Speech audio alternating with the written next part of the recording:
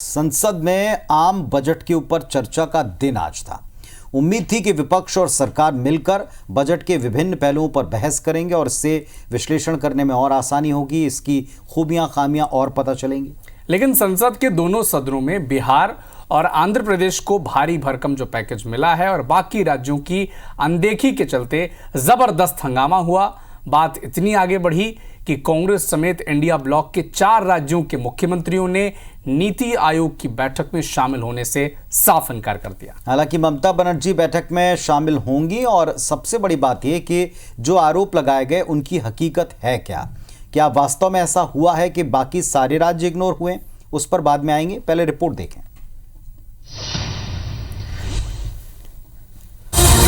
Capital investment for economic growth.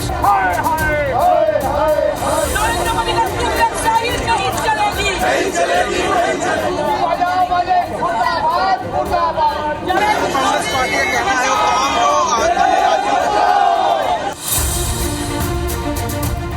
कुछ नहीं दिया है। वो बजट आया है बिहार के लिए और पूरे देश के लिए, ये कुर्सी बचाने के लिए आंध्र प्रदेश में और बिहार के दिया है। जो बजट पेश हुआ है, इस बजट से दिखाई दे रहा है कि सरकार कितनी कमजोर है। मतलब किस तरह का कायाकल्प होने वाला है, हम लोग भी जानना चाहते हैं, क्योंकि हम लोग भी बिहार से आते हैं। I have no reaction. ये कोई बजट है रिएक्शन करने वाला? This is just a drama. I am happy to announce a financial support for loans up to 10 lakh rupees. Modi 3.0 का पहला बजट विपक्ष को जरा भी रास नहीं आया। पहले संसद के अंदर और अब बाहर इसके खिलाफ विरोध का झंडा बुलंद किए विपक्ष। सोनिया, राहुल, अखिलेश समेत इंडिया ब्लॉक के तमाम नेता संसद परिसर में जमा हुए और प्रदर्शन किया।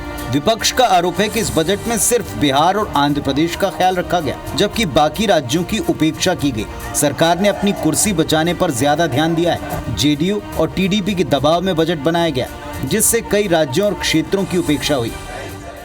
नीतीश कुमार जी विशेष राज्य के दर्जा मांगे थे, तो ये पैकेट देने से क्या होगा?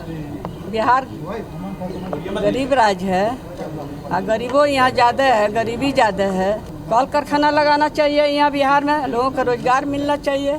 हम लोग किसान के लिए पैकेज मांगते हैं, गरीब के लिए पैकेज मांगते हैं, लेकिन ये सरकार देखिए आप किसको पैकेज दे रही है?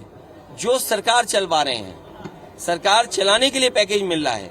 तो हम किसी को पैकेज देने के खिलाफ नहीं है, लेकिन उत्तर प्रदेश के साथ भेदभाव होगा उसको स्वीकार नहीं कर सकते हैं।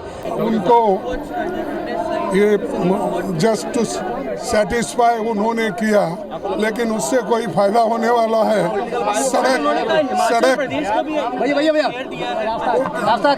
अरे सबको कुछ नहीं दिया है। और खास करके महाराष्ट्र तो इनका अलायंस के साथ चल रहा स्टेट है।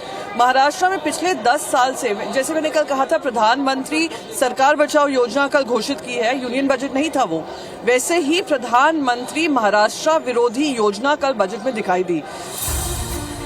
विपक्ष ने जहां बजट की खामियां गिनाई, तो वहीं सरकार ने उस पर गुमराह करने का आरोप लगाया। सरकार ने विपक्ष के इस आरोप को खारिज किया कि केवल बिहार और आंध्र प्रदेश का ध्यान रखा गया।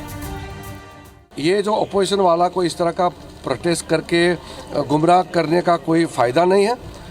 सदन में चर्चा होगी, आज से बजट का चर्चा शुरू होगी। बजट को इस तरीके से समझे बिना, बजट का मेरिट्स को देखे बिना ऐसे ही बजट को क्रिटिसाइज करना ये ठीक नहीं है। ये बजट देश की जनता के बहुत ही हित में है, समाज के हर वर्ग के हित में है। विशेष तौर पर महिलाओं के और किसानों के हित में बहुत सी योजनाएं जो बताई गई हैं। देश की आधी आबादी महिलाओं की है बड़ी संख्या में, क्योंकि कृषि प्रदेश और कृषि देश होने के नाते से हर कृषि प्रदेश को इसका लाभ होने वाला है। देखिए, यूनियन बजट जॉब क्रिएशन का बजट है। जॉब के ऊपर सबसे ज़्यादा जोर दिया गया। ये होलिस्टिक बजट है और जॉब क्रिएशन के लिए बजट है और विकसित भारत को टारगेट में रख के बजट को किया गया है।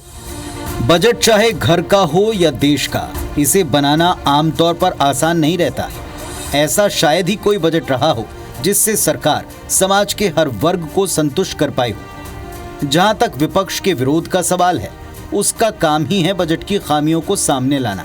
अब देखना है सरकार इन आरोपों को कैसे काउंटर करती है। क्योंकि विपक्षी दलों के तेवर देखकर लगता नहीं कि फिलहाल वो इस मुद्दे पर जल्द शांत होंगे।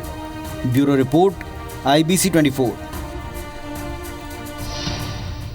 तो आपने देखा कैसे सदन के बाहर विपक्ष ने एकजुट होने का प्रयास किया। लामबंद होकर तमाम दलों ने, इंडिया ब्लॉक के नेताओं ने, सांसदों ने ये जताने की कोशिश की कि दरअसल इस बजट को सिर्फ और सिर्फ अपनी सरकार को बनाए रखने, बचाए रखने के लिए, अपने साझेदारों को संतुष्ट करने के लिए लाया गया। लेकिन क्या वाकई बजट में सिर्फ इतना ही था या इसके अलावा भी बहुत कुछ था जिसे विपक्ष इग्नोर करके एक तरीके से अपनी बात सेट करने की कोशिश कर रहा है, उसका माइंडसेट बना रहा है।